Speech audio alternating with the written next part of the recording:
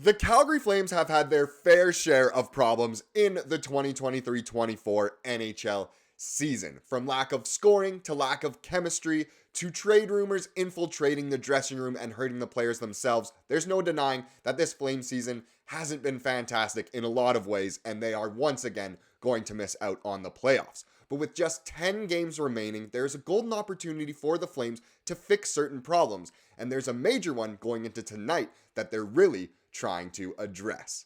Welcome to Flames Digest. I'm Mark Griffith. If you're new around here, you love the Flames, make sure you subscribe because right around 82% of the people watching are not subscribed. So if you want to stay up to date on all the latest news, updates, reports, and rumors revolving around the Calgary Flames, then make sure you join the fastest growing community of Flames fans on the internet. We would love to welcome you to the Flames Digest family. But like I said, the Flames, they might not have the most meaningful hockey remaining here, as it's all but pretty much mathematically possible for the Flames to not make the playoffs anymore. If they do have a regulation loss tonight, then it all but does eliminate them.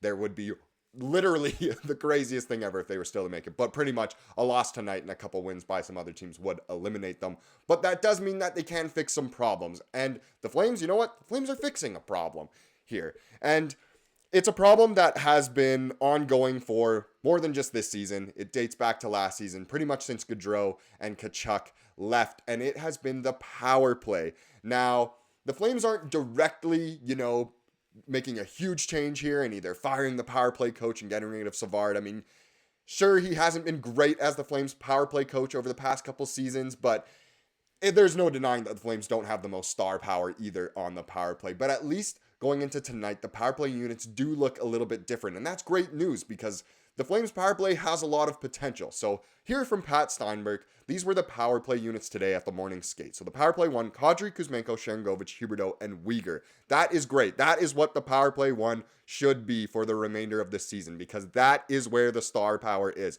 Look how good Kuzmenko is playing lately. That's why I put him in the thumbnail. He pretty much should have had a hat trick in the last game, which was absolutely amazing. And he really does deserve as much power play time as possible because he has proven that he can score. And the second unit, a little bit of a switch up as well. So Coleman and Coronado might be, sharing a role there on the second unit. I kind of expect if Coronado is having a good game, he will get more of that. I know a lot of Flames fans are calling for Backlund to no longer be on the power play, which is valid for sure, but he has the experience. He knows what to do. He has been on the power play for a long time, so there's potential for him there. And then Andersson and Miramanov gets bumped down to the second unit. He's been pretty good on the first unit so far. He has a wicked shot, but at least Weegar gets a good chance after he has been scoring like crazy lately. One of the best defensemen in the entire league this season when it comes to goals. And Andersson, he really deserves a good shot on the power play. I hope at some point for the remainder of the season, he does maybe see some first unit minutes because he's had a very shaky season. We know that he hasn't fully, shown that he can be the number one D-man for the Flames and one of the best defensemen in the league. And offensively, he hasn't been fantastic. So hopefully he can find his footing there. And I think being on that second unit where he has been lately is good for him as well. Ever since Hanifin got traded away, there's more opportunity for a Weegar and an Andersson to step up offensively on the power play. So this is good. This is great that the Flames, are shaking things up a bit on the power play and trying to make things work so that they can see what does gel well going into next season so that their power play can hopefully be a lot better than it has been this season and the previous season as well. So I'm glad the Flames are at least addressing that. Am I saying it's fixed? No chance. We'll have to see if the Flames actually end up scoring a goal tonight, let alone a power play goal. But I'm glad that they are looking at it and notice that it is a problem and are trying to at least manipulate things a little bit. But let's get into some injury updates as well, just because that obviously affects tonight's game. So lately there have been a couple of familiar faces that have been out due to injury, Andrew Mangiapane and Oliver Shillington. They've both been day-to-day, so not major injuries. Both veterans, that don't want to exactly rush back to play if they're not fully healthy, which is absolutely fair when the Flames are playing essentially meaningless hockey for the rest of the season. But we do have a bit of an update on at least one of them. So Andrew Mangiapane remains day-to-day per head coach Ryan Huska. He will not play tonight against LA and will likely miss Tuesday against Anaheim as well. Maybe he just hates playing against the Cali teams. I don't know. But Huska says they're hopeful he can return after that. Yes, it would be very good for him if he was able to return at some point in the last 10 games of the season, just so that, he's not fully rusty or anything. And it's always important to get good minutes to build up that confidence, because he's another guy like Andersson. Hasn't had a great season ever since Gaudreau and Tkachuk left. Not that he was playing with them, but he was having sensational seasons. In the 2022 season, he had 35 goals, I am hopeful that that won't be his career high, but in all likelihood, it really is. So hopefully he can get healthy, play a few games to end off this season, and be as good as new for the next one. Now for Shillington, he will be back tonight. So why don't we just get into the bread and butter of today's video, which is tonight's game. The Flames, they are riding a 5-game losing streak, as we know. And their opponent tonight is one of the teams they're trying to catch in the playoff race. I know, I have to say that because it's somewhat true, because they're still sort of in playoff contention. But as we know, the playoffs are long gone. And I think Team Tank has kind of taken over the majority of the fan base now. I know there's a lot of people who still want to see the Flames win every night, compete every night. I do too, of course. I love watching them win, love watching them play well, but the losses do, of course, help right now. But the game tonight is in the Dome against the LA Kings. That one will be at 8 p.m. tonight. It is, of course, Hockey Night in Canada. It should be a fun one for sure. It's South Asian Heritage Night, which is super cool that the Flames are doing that. I'm really glad they are recognizing that. And it should be a blast for sure. I will actually be going to that game. And I know the last time I went to one of the Flames games, I got a couple comments saying, hey, I think I saw you at the Dome. Feel free to come say hi. I'd love to meet some of you guys. Love the community we're building. So to see you face to face would be super cool as well. But it should be a very, very fun one for sure. Now let's look at the lineup here.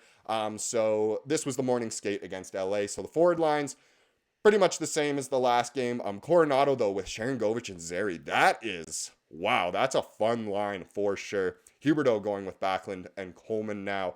And then Greer, Rooney, and Hunt down there on the fourth.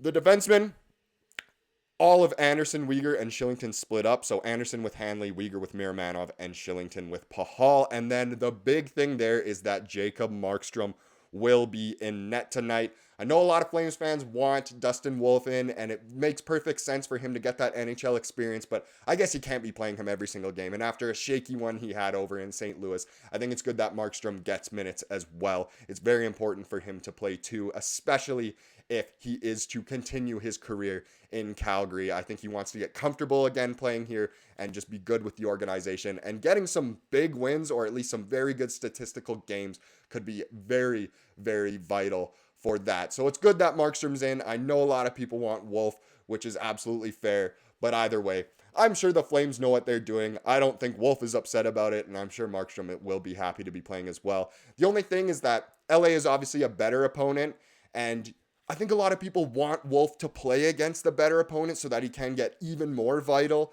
NHL experience, and then maybe let Markstrom do some of the easier games, quote unquote, like maybe San Jose and Anaheim and stuff like that. But again, the Flames know what they're doing. Markstrom knows what he's doing. Wolf knows what he's doing at this point. I think no matter who plays, it's a good thing for the Flames, for either goalie to get experience. And who knows how the game could go. More than one goalie could play, whether that's from injury or giving up a lot of goals. Not that I'm trying to manifest those and bring that into the world, but it's not out of the realm of possibility. But either way, it should be a very fun game tonight, and I'm very excited to go. So the last thing we'll finish with to wrap up the video is, of course, the comment of the day. And this one revolves around yesterday's video, where we kind of went over, the trades that the Flames have made, and their stipulations, and just how nuts trades are these days with all the, protections. And there's just so many categories in trades these days, where it used to be a lot different back in the day. And we got a great comment here from this user who, I don't know, through the grapevine, I've heard that his name is John, but he said that, remember when two teams would just trade players to each other? Thanks for the explanations, Mark. I mean, that part's irrelevant. We ain't talking about that. But remember when two teams would just trade players to each other? I know. It seems like that's rare these days. I know it's become a meme. It's 1-for-1. But remember, even however long ago it was now, a decade or so, or maybe it wasn't that long ago, but when Taylor Hall was traded for Adam Larson, 1-for-1, it was shocking. And Subban for Weber, you know, those trades just don't happen anymore. There's picks involved, and it's not just picks. It's, oh, you can have our pick 3 years from now, but if we do this, then it'll be actually our second round pick 2 years from now. But if this happens and we make this trade with this team, then actually you can get their 5th round pick and our 3rd round pick, and you can have this player. It's all just nuts. It's all future considerations at this point. It's mind-boggling, and I do wish trades were more simple. But with that being said, it obviously does give us as hockey content creators a lot of content for videos when the trades are more than just, oh, hey, here's this guy for this guy. But I do agree, the simplicity is nice, and I do kind of miss the old days of hockey where, you know, you could trade a player for a player or a player for a bag of pucks and everything was easy. Or cash. Gosh, they should bring that back. Imagine a player going for such a small value. I don't know. I'm getting carried away with this. Either way, thank you so much for that comment. And if you want to be featured as a comment of the day, make sure you comment down below. I always read every single comment, and you guys have some very insightful things to say, and I always appreciate interacting with you guys. So with that being said, thank you so much for watching this video. Please subscribe if you like what you saw here today, and enjoy the game tonight. Go Flames, go.